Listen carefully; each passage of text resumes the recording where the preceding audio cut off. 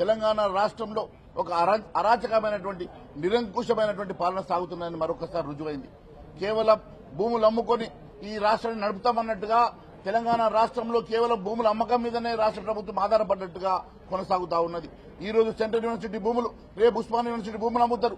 అదే మాదిరిగా తెలంగాణ యూనివర్సిటీ భూములు, కాకతీయ యూనివర్సిటీ భూములు, వేలాదిగా ఉన్నటువంటి భూముల మీద రేవంత్ రెడ్డి కన్నుపడ్డది. ఒకటొకటిగా ఈ రాష్ట్ర ప్రభుత్వం తెలంగాణ రాష్ట్రానికి చెందిన యూనివర్సిటీ భూముల అమ్మకం ఒక మార్గంగా పెట్టుకోవడం శోచనీయమని తెలియజేస్తా ఉన్నాను.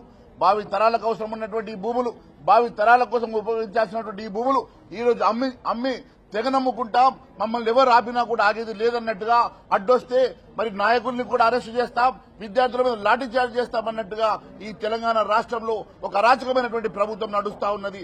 ఖచ్చితంగా మేము భారతీయ జనతా పార్టీ తరఫున చివరి వరకు పోరాటం చేస్తాం. ఈ భూముల అమ్మకాన్ని ఆపుతాం.